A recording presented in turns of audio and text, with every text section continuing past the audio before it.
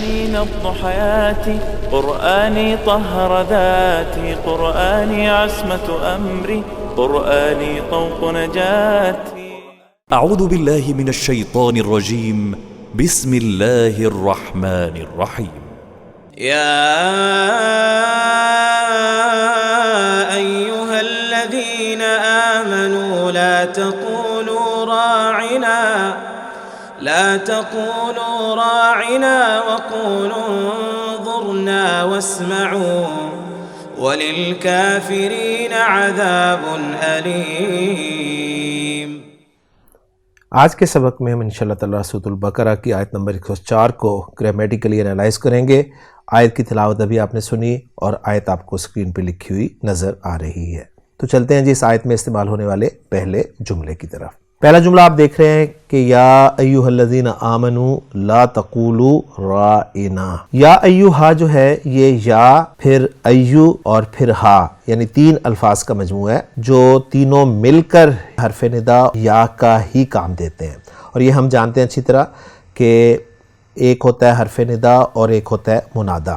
جب آپ کا منادا جو ہے وہ معرف باللام ہوتا ہے اور مذکر ہوتا ہے تو حرف ندا اور منادا کے درمیان میں ایھا ایڈ کیا جاتا ہے، اور اگر آپ کا منادا معرف باللام مؤنث ہو تو حرف ندا اور منادا کے درمیان ایتھا کا اضافہ کیا جاتا ہے. اور ہم جانتے ہیں کہ جب بھی حرف ندا آتا ہے تو حرف ندا قائم مقام ادعو فعل کے ہوتا ہے، اور ادعو فعل جو ہے فعل اور فاعل سے مل کر بنتا ہے، اور وہ جو منادا ہوتا ہے وہ قائم مقام مفعول کے ہوتا ہے.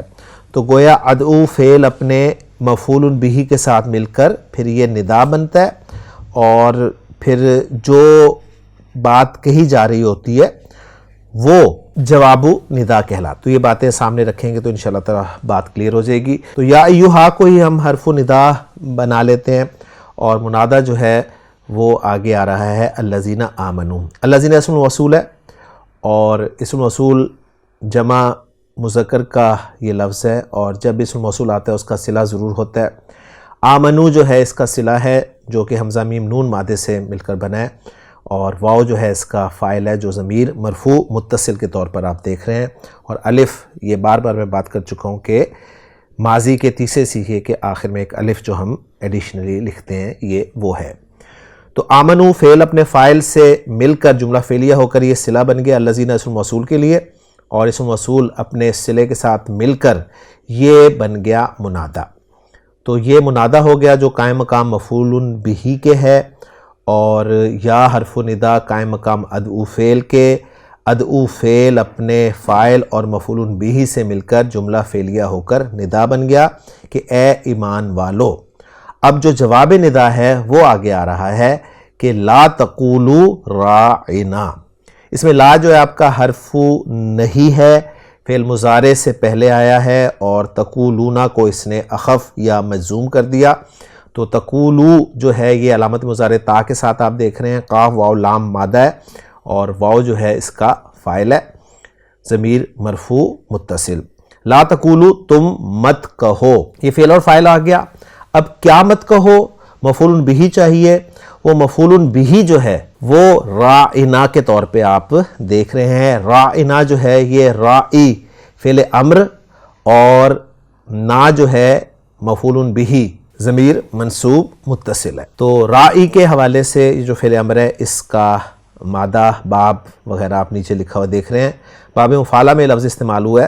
تو باب مفعلہ میں آپ جانتے ہیں کہ ایک ماضی کے پہلے صیغے میں الف زائد ہوتا ہے. اس الف کو ذرا ہٹا دیں تو آپ کو مادہ نظر آ جائے گا را عین اور یا. تو یا ہونے کے اعتبار سے یہ غیر سی افعال کی لسٹ میں شامل ہو گیا اور ناقص یائی بن گیا. راعیا یرائیو یہ اوریجنلی تھا، اور جب چینجز ہوں گی یعنی ناقص کے قواعد اپلائی ہوں گے تو یہ راآ یرائی مراعاتن جو ہے یہ بن جائے گا، اور اس کے معنی ہوں گے کسی کے حق پر نگاہ رکھنا یا رعایت کرنا.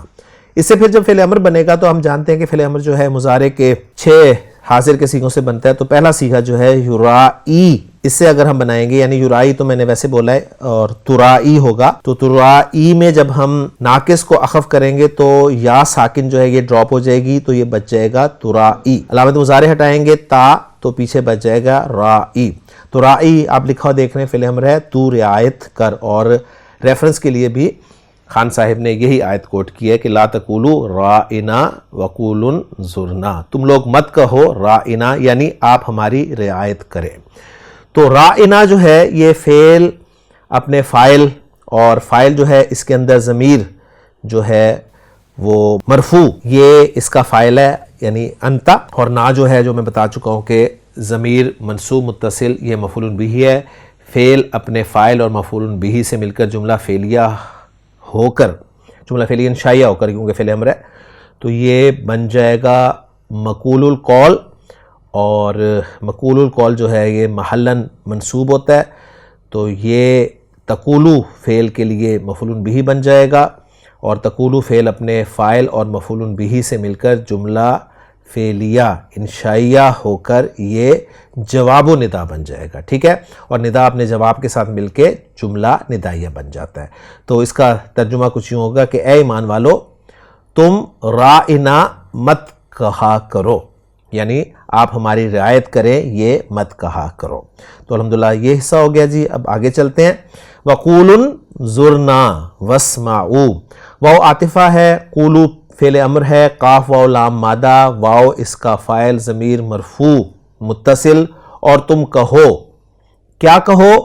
انظرنا، مفعول بہ چاہیے تو انظرنا جو ہے یہ مفعول بہ ہے، جو کہ جملہ فعلیہ ہے. انظر فعل امر ہے، نظر ینظر دیکھنا کے معنی میں استعمال ہوتا ہے. تو انظر فعل امر پہلا صیغہ ہے، انتا اس کا فاعل ہے اور اسے محلاً مرفوع ہم مانیں گے، اور نا جو ہے یہ ضمیر منصوب متصل ہے.